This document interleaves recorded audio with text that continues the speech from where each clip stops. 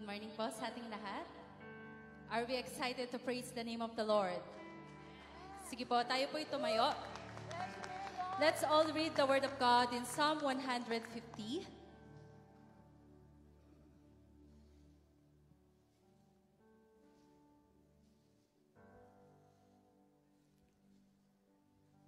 Okay, Psalm 150 verse 1. Praise the Lord. Sige po, let's all read. Praise the Lord, praise God in His sanctuary, praise Him in His mighty heavens. Verse 2.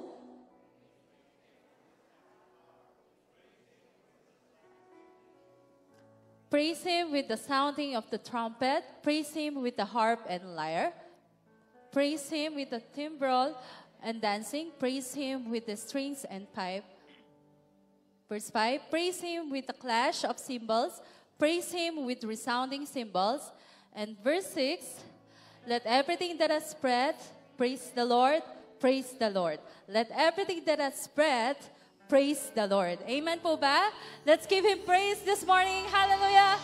We shout our praise to your Lord Jesus.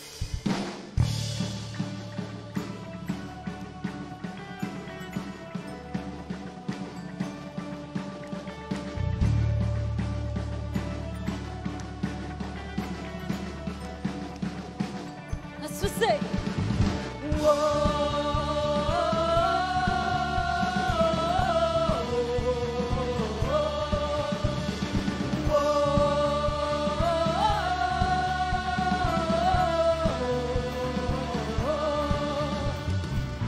Open our eyes, Lord. We want to see you. Open our hearts.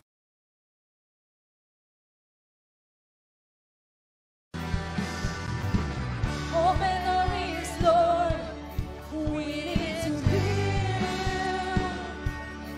Jesus, be revealed.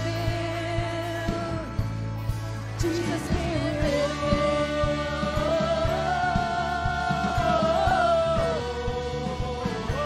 Jesus.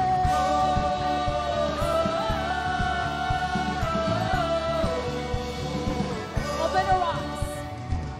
Open our eyes, Lord. We want to see you.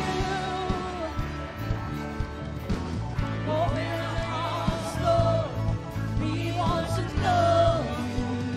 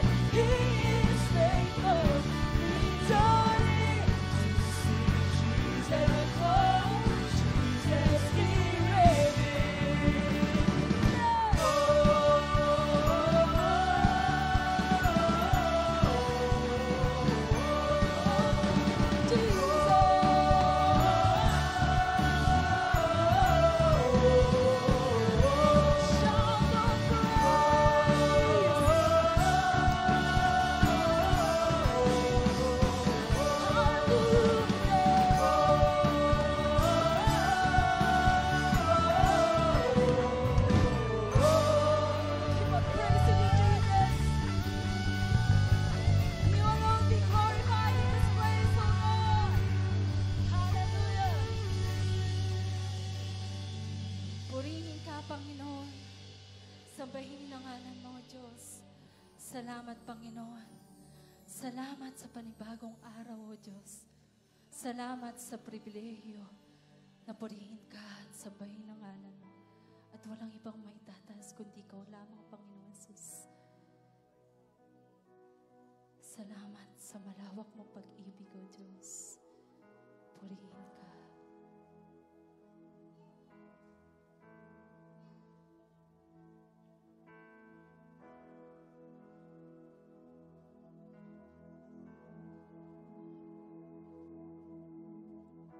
Habang hindi karapat-dapat, pagkukulan na habang at wagas mo pagsinta. Habang walang kakayanan, masuklian ka na mabuti sa lahat mo ginawa. Habang hindi karapat-dapat, pag-ukulan ng habang at wagas mo pagsinta. Habang walang kakayanan, masuklian ka na mabuti sa lahat mo ginawa. Niyakap mo ako sa aking karuhyan. Inibig mo ako nang di kayang tumbasan.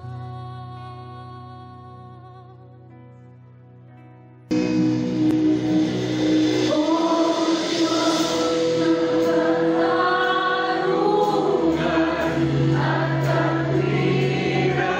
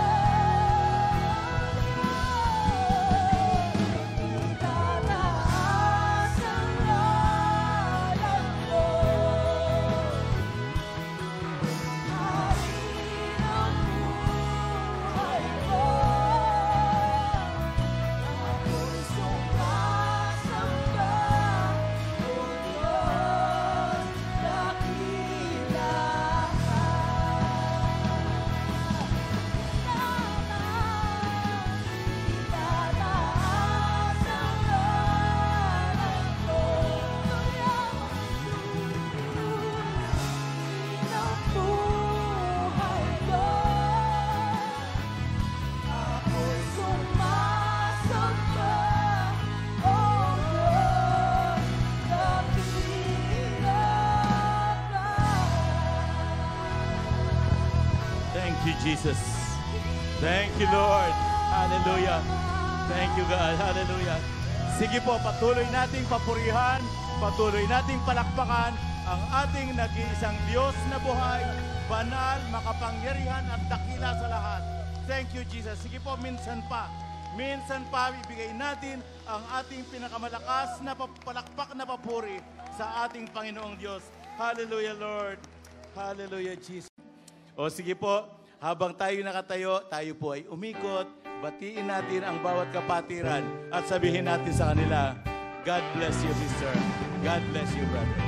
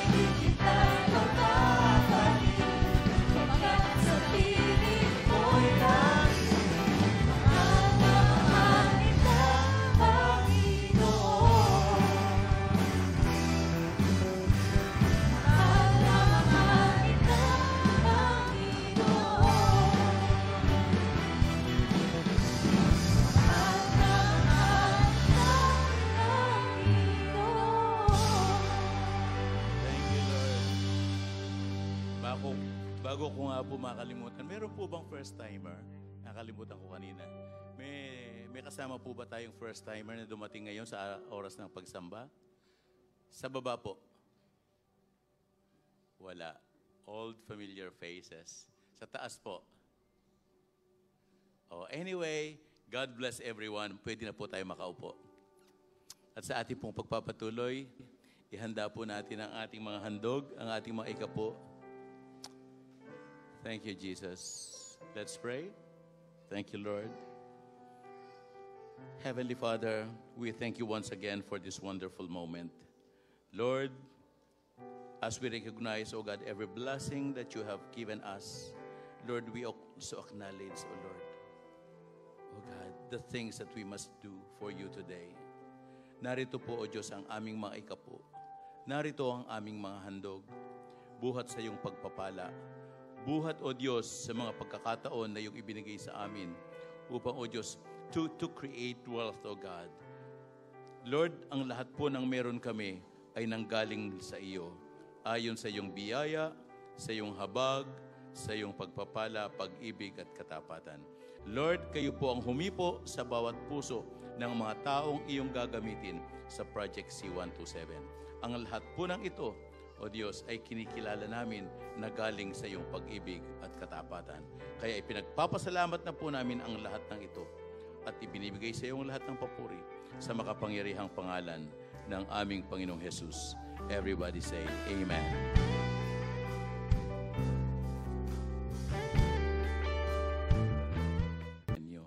At sa atin pong pagpapatuloy, ang magdadala po, tayo po ngayon, ihanda natin ang ating mga puso sa pakikinig ng salita ng Diyos na dadalhin sa atin. The woman of God, Pastora Glenda Francisco. Thank you, Kuya Bong. Magandang umaga po sa ating lahat. This is a very beautiful day because we are surrounded by the goodness, the power, and the faithfulness of our God. Pwede po bang tayong lahat ay tumayot? Samahan niyo po ako sa pagbukas ng ating pong mga Biblia in Ephesians chapter 5, verse 18. In the NIV, ganito pong sinasabi po ng salita ng Diyos, do not get drunk on wine, which leads to debauchery. Instead, be filled with the Spirit. Sabay-sabay po nating basahin sa wikang Tagalog, huwag kayong maglalasing sapagkat mauuwian sa magulong pamumuhay. Sa halip, ay dapat kayong mapuspos ng Espiritu. Tayo pong lahat ay yumukot manalangin. Thank you, Jesus. We continue to acknowledge the power of the Holy Spirit in our midst today. Thank you, Lord, that you are here to quicken the inner man so that we will be able to receive the power of your word that will continue to bring inspiration, hope. It will bring life to us, so God, it will bring healing and deliverance. We honor you in this place. This is our prayer in Jesus' name. And everybody will say, Amen. Pwede na po tayong maupo. Praise God. Yung ating pong pag-uusapan ngayon, napakaikli po ng pinili ko pong talata at dyan ko na rin po kinuha yung pamagat ng ating pong pangangaral sa umagang ito. Our topic that we will discuss this morning is be filled with the Holy Spirit.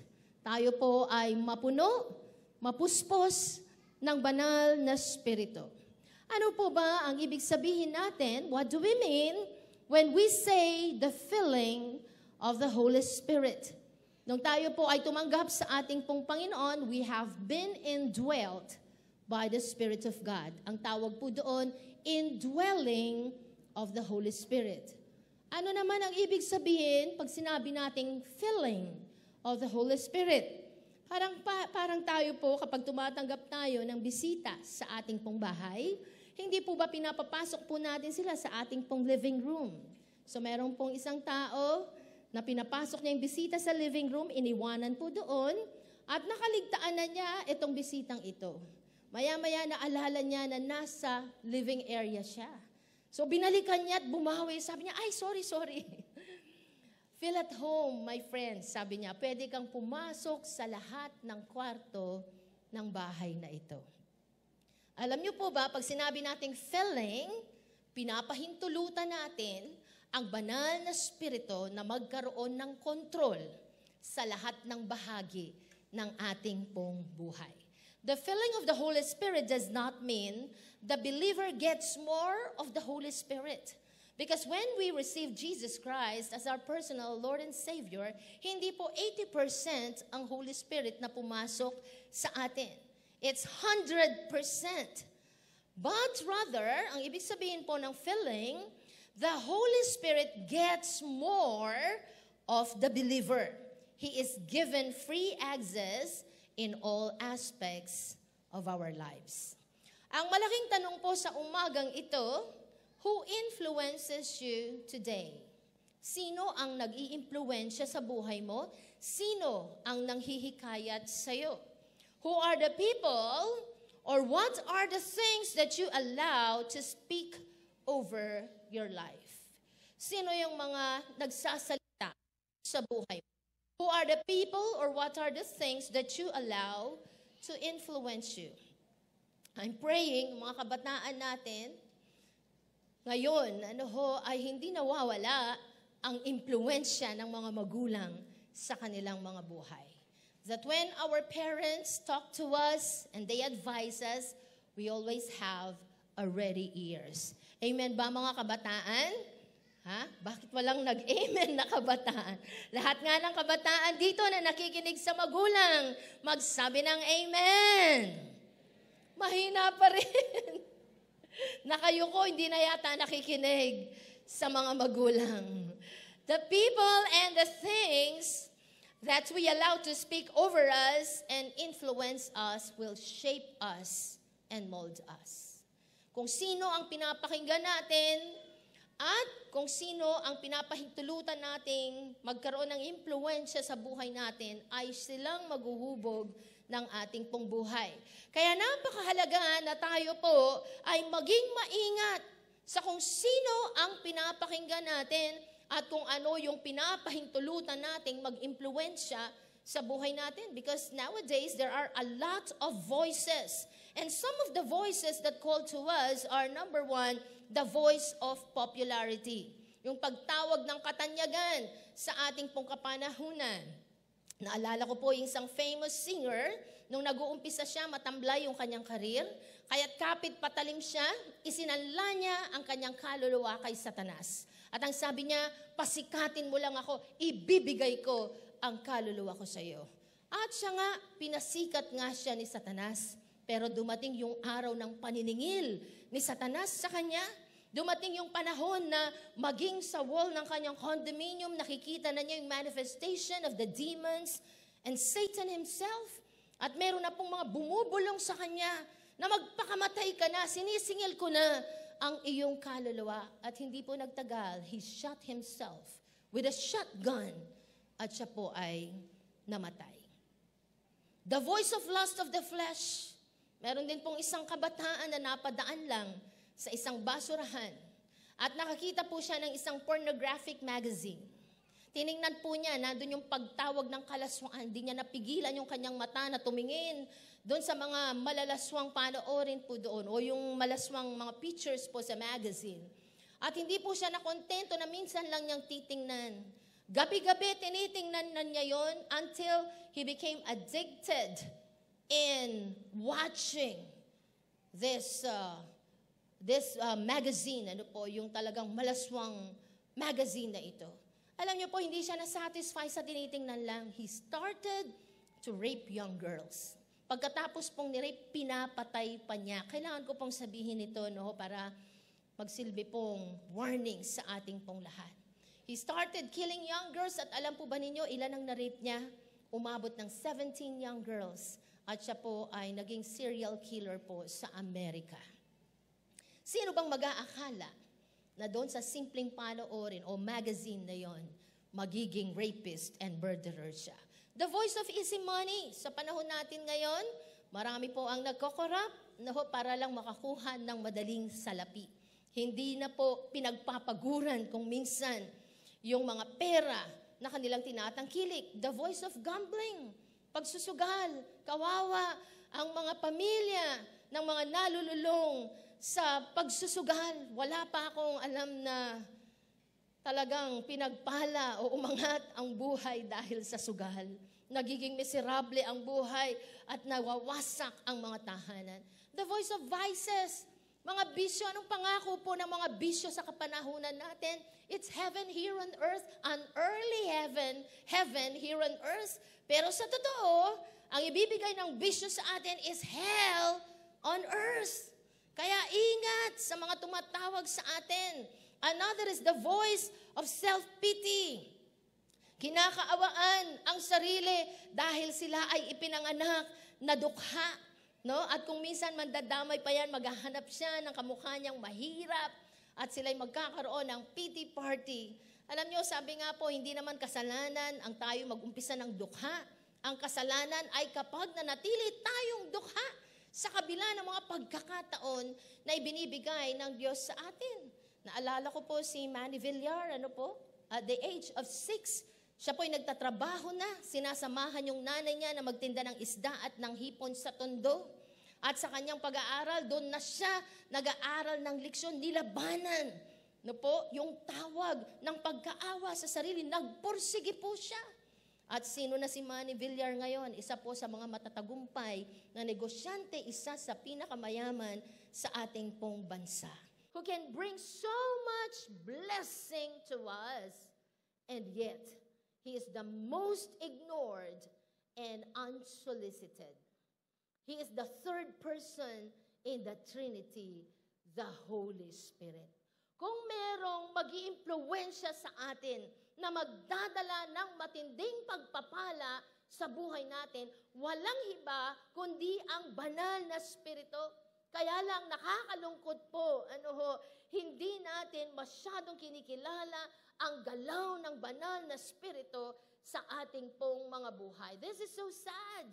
In Acts 19, verses 1 and 2, ang sabi po ng salita ng Diyos, while Apollos was at Corinth, Paul took the road through the interior and arrived at Ephesus.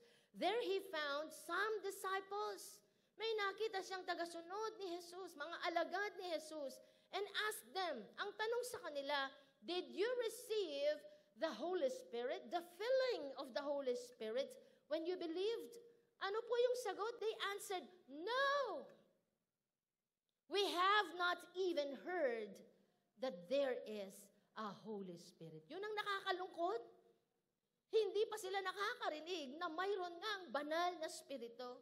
Salamat naman sa panahon po natin, ipinapangaral ang patungkol sa banal na Espiritu, nakakarinig po tayo ng mga pagtuturo. Pero ang tanong, gaano natin kinikilala ang banal na Espiritu sa ating pong buhay upang siya po ay makakilos ng makapangyarihan sa pang-araw-araw na pamumuhay natin.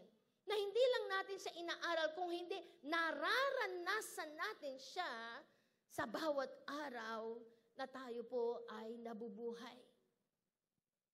How can the Holy Spirit move in the lives of the disciples or followers of Jesus if they do not hear about the Holy Spirit?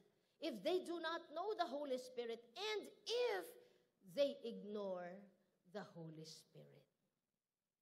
Siya ba'y welcome sa lahat ng bahagi ng ating buhay? Huwag sanang sabihin ng iba, Lord, sige po, ipagkakatiwala ako sa iyo love life ko. Pero pagdating sa finances, ako na bahala doon. Di po pwedeng ganon. Pwede natin sabihin, Lord, ikaw na ang bahala sa negosyo ko, sa trabaho ko. Pero doon sa karelasyon ko, ako nang bahala doon. Mga ganon. Kailangan po napakahalaga na sa lahat ng bahagi ng buhay natin ay may control ang banal na Espiritu. There are great rewards of the move of the Holy Spirit in our lives. Kung pahihintulutan natin siyang kumilos sa buhay natin, ito yung pagpapala na mararanasan po ng bawat isa. Number 1 is empowerment. Pwede po ba nating sabihin ng malakas, empowerment? And I pray, in Ephesians 3:16, ang sabi po dito, and I pray that He would unveil within you the unlimited riches of His glory and favor until supernatural strength floods your innermost being with His divine might and explosive power. Ito po yung kapangyarihan ng banal na Espiritu. It is not simple power, but it is dynamite power. It is an explosive power. Ano kayang mangyayari sa buhay natin kung pahihintulutan natin na yung sumasabog na kapangyarihan ng banal na Espiritu na nasa sa atin ay pahihintulutan nating kumilos sa ating mga buhay? Hindi ba't magiging matindi ang buhay ng isang Kristiyano? When we are talking about the power of the Holy Spirit, letter A, it is creative power. Nung hindi pa po nilikha ang mundo, nung nagahari pa ang kadiliman sa mundong ito, wala pa ang mga clouds, wala pa yung land, wala pa yung trees, animals, wala pa yung mga heavenly bodies. Puro kadiliman pa, sabi po dito sa Genesis 1:2, now the earth was formless and empty. Hungkag ang mundo. Darkness was over the surface of the deep, and the Spirit of God was hovering over the waters. Kaya nga po, nung nagsalita ang Panginoon, the Holy Spirit carried it out through His power. Yung lahat ng binigkas ng Diyos, yun ay nalikha dahil sa kapangyarihan ng banal na Espiritu. Where there is chaos in our times today, where there is chaos and there is void, kung may pagkahungkag, may kaguluhan, saang bahagi sa ating personal na buhay, in our relationship, in our work, in business, in school, in ministry, and in all aspects of our lives, if we will allow the control of the Holy Spirit and the power of the Holy Spirit to work in us, He can create something beautiful. Let there be the restoring power of the Holy Spirit. Luke 4:18, ang sabi po dito, the Spirit of the Lord is on me because He has anointed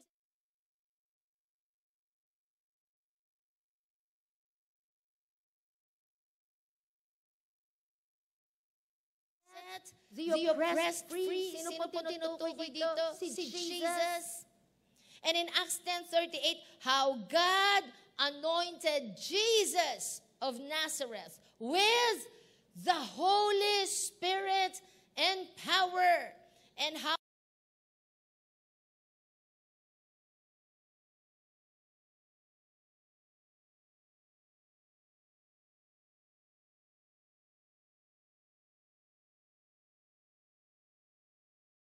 was baptized with the power of the Holy Spirit. Nung pinautismuhan po siya sa tubig, hindi po ba't bumaba ang banal na Espiritu Santo sa pamamagitan po ng isang kalapati. He was endued with power from on high, the power of the Holy Spirit. Kaya nung humayo siya, He ministered, He brought healing to those who are sick. Na-restore yung health ng mga ministeran ng ating pong Panginoon. He restored their freedom. Yung nasa tanikala ng kaaway, those who are being oppressed by demons.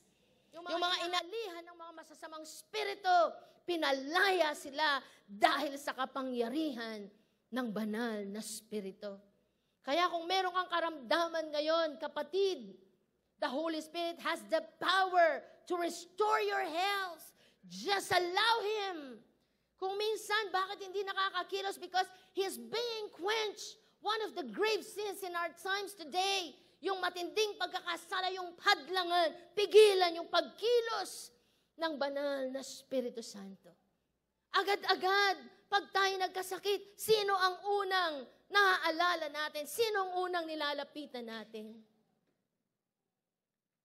Kapag hindi natin naaalala ang banal na Espiritu, He is grieved and He is being quenched by the things that He can do in our lives. Kaya mahalaga po mga kapatid, tandaan natin, He has the restoring power.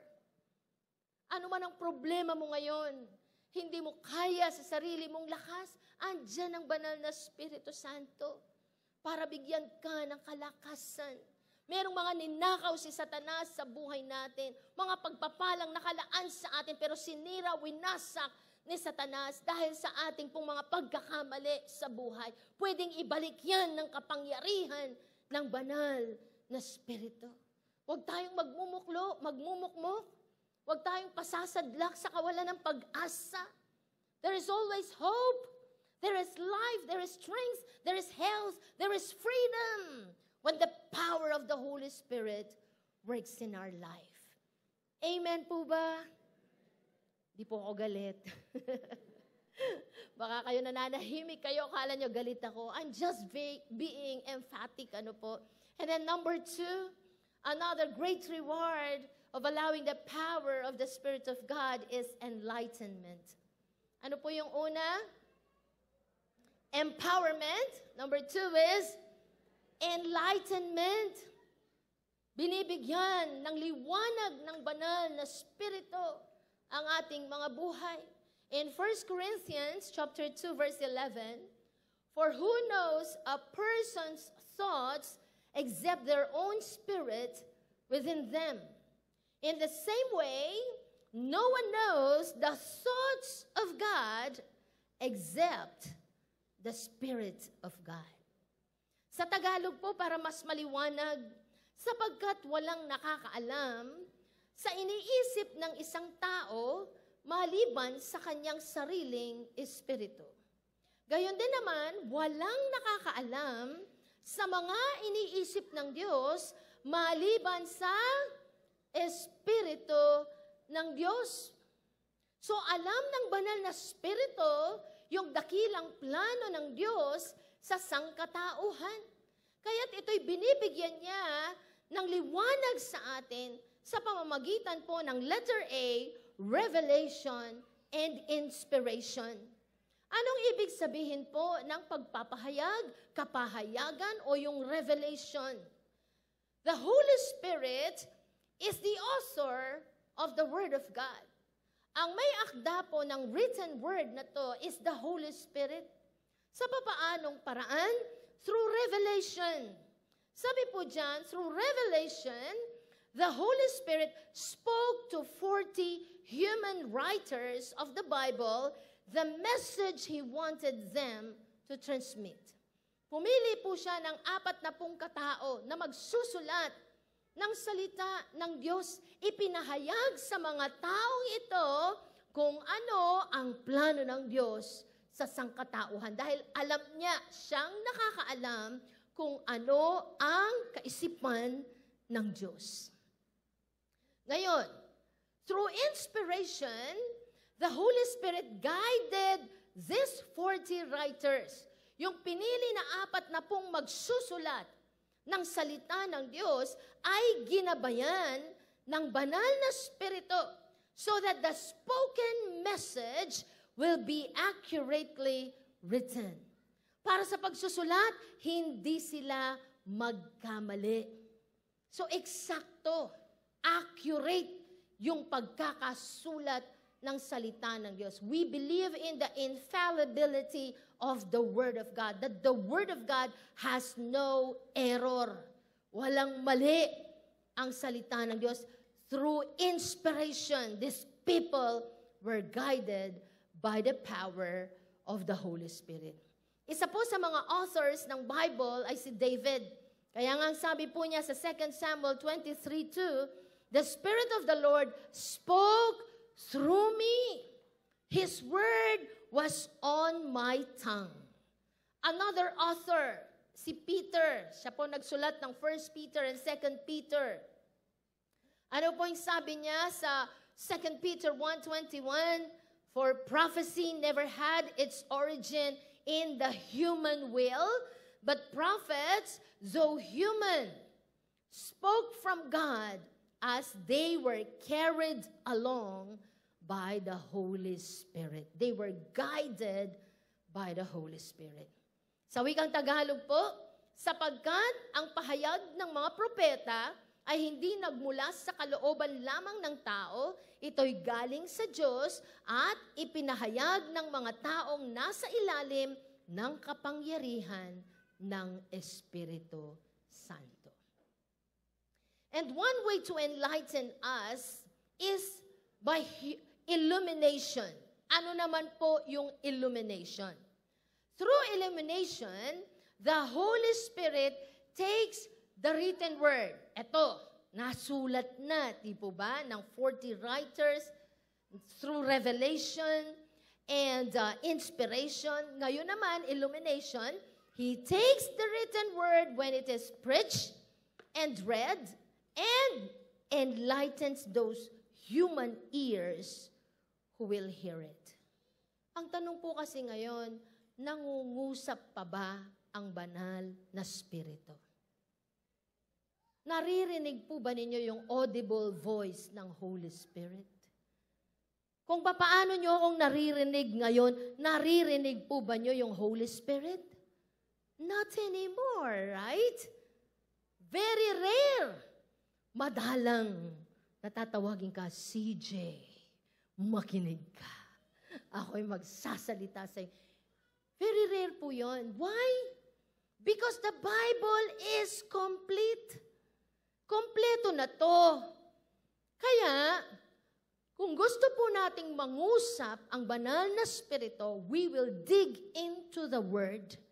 And as we read, the Holy Spirit will illumine the Word in our hearts para matutunan po nating i-apply sa buhay po natin yung mga biblical principles. Whenever we have a question, sino na po yung nagkaroon ng katanungan sa buhay? Lahat naman tayo, di po ba? May mga tanong tayo, Lord, napakabait ng kaibigan kong ito, bakit siya pa ang kinuha mo? Lord, matapat naman akong naglilingkod sa iyo, masigasig ako sa pananalangin, bakit nangyari sa akin ito? Lord, bakit yung kapitbahay ko 3 months lang nag-pray, sinagot mo, ako 2 years na akong nagpipray, wala pa ring sagot. Tama, dami po nating mga tanong. At hindi kailangang manatiling tanong yung mga tanong natin. Kailangan masagot ito. And so we seek the counsel of the Holy Spirit. And if we want the Holy Spirit to speak to us, it is through the written word. He will illumine the written word.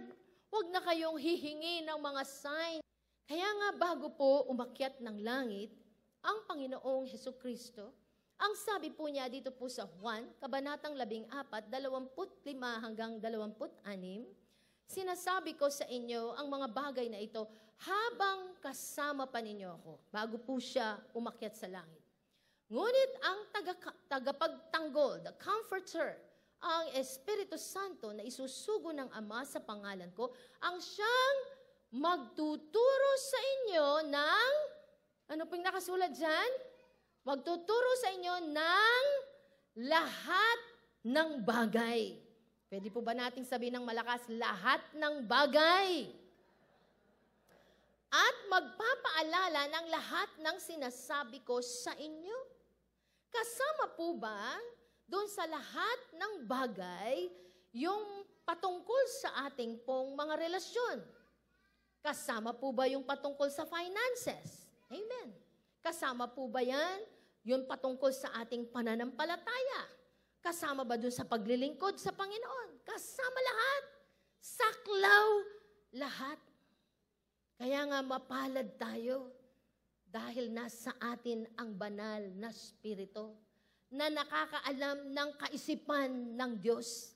Ibig sabihin, lahat ng magandang pagpaplano ng Diyos, lahat ng pamamaraan ng Diyos, lahat ng ipapadalang pagsubok sa atin, lahat ng proseso ng paghubog ng Panginoon sa atin, lahat ng mga taong idudugtong sa atin para umunlad ang ating pagkatao, lahat ng mga pagkakataong ibibigay sa atin, lahat ng pagsasanay na ating pagdadaanan sa buhay, lahat ng pagpapalang nakahanda sa atin ay nalalaman ng banal na Espiritu.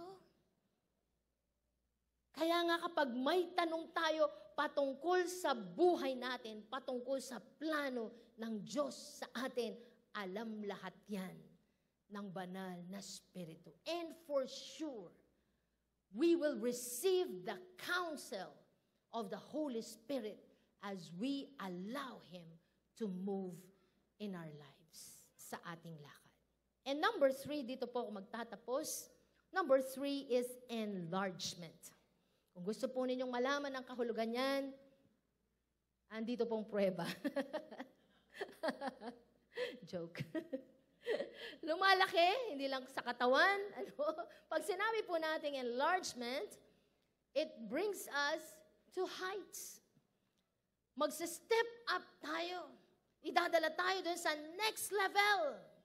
Sino yung ayaw pumatag ang buhay? You want the next level in your life? Say amen. You want promotion in your life? Say amen. You want increase? Say amen. You want multiplication? Say amen. Amen, siyempre. Pagdating sa enlargement, amen na amen tayo dyan.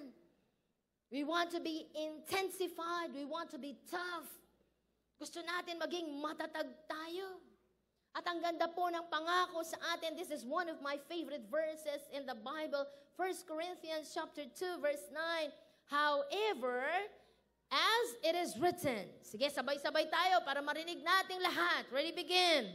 What no eye has seen, what no ear has heard, and what no human mind has conceived, the things God has prepared for those who love Him. Amen. Sa Tagalog, basahin natin uli. Subalit, tulad ng nasusulat, hindi pa nakikita ng mata o naririnig ng tainga, ni hindi pa sumasagi sa isip ng tao ang mga inihanda ng Diyos para sa mga umiibig sa Kanya. Lahat ng umiibig sa Diyos, magsabi ng amen. Grabe ang pagpaplano, ang paghahanda ng Diyos para sa bawat isa sa atin. It speaks of increase. It speaks of enlargement.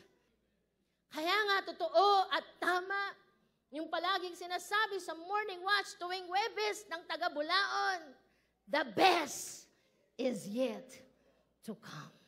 Kaya sabihin mo sa katabi mo, malayo pa ang mararating mo. Kung pahihintulutan natin ang kapangyarihan ng banal na spirito na kumilos sa ating buhay. Pero kapag hinadlangan siya, kapatid, hanggang San Fernando lang tayo. Hindi tayo makakalayo. Kapag nahadlangan, that is what we call quenching the Holy Spirit.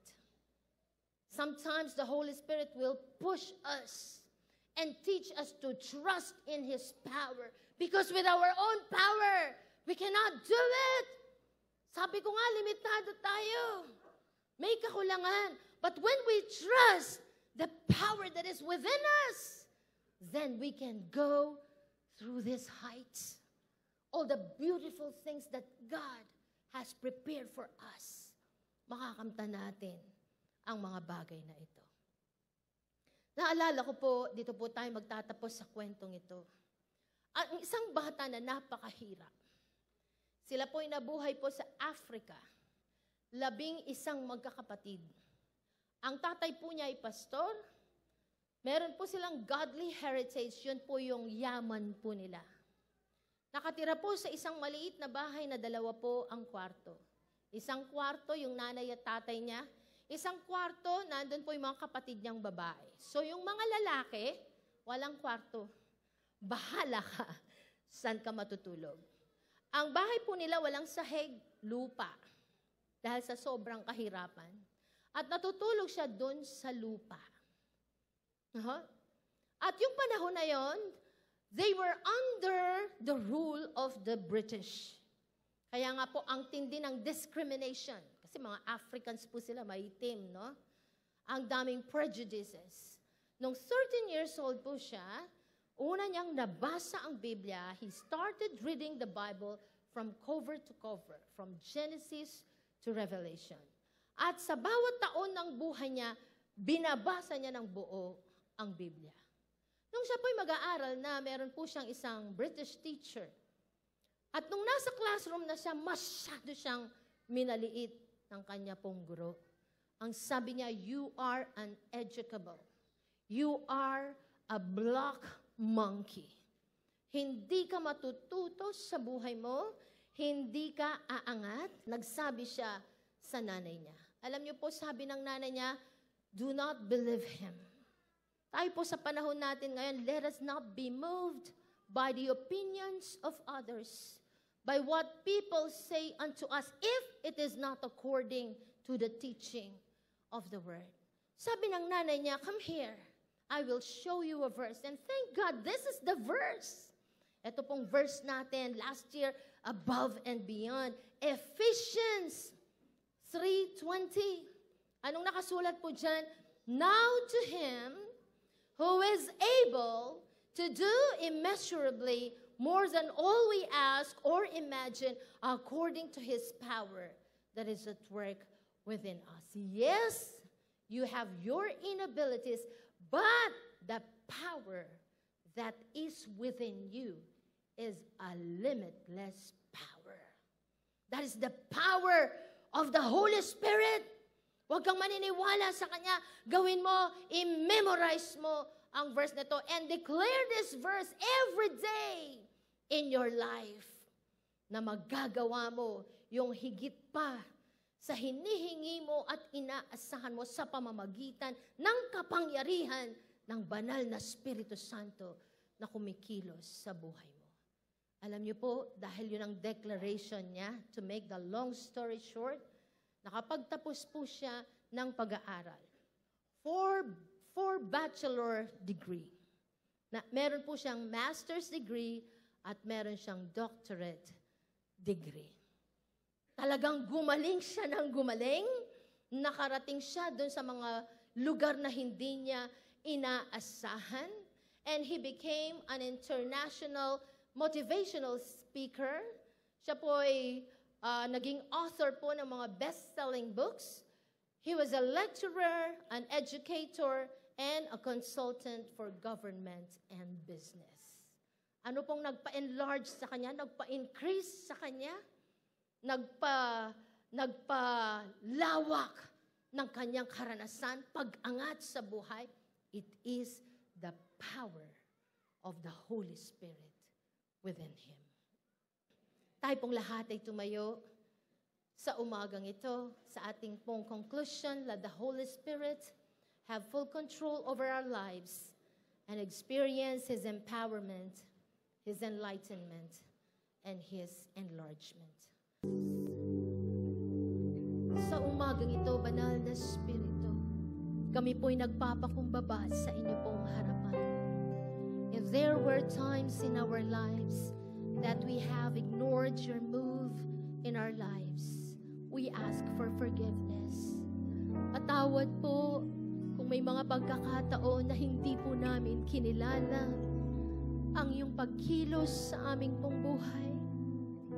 We ignored your power in our lives. We ignored your counsel.